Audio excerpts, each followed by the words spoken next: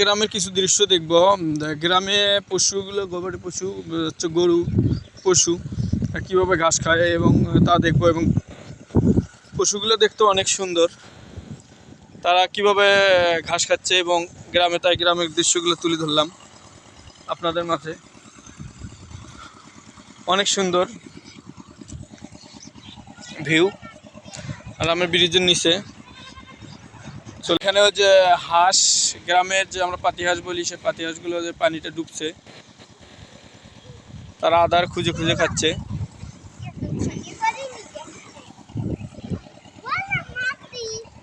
ভিডিওগুলো করতে মজা লাগে এবং অনেক সুন্দর।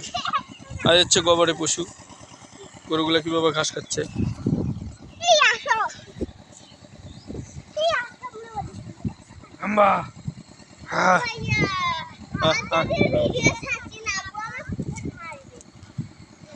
পশুগুলো দেখতে অনেক সুন্দর।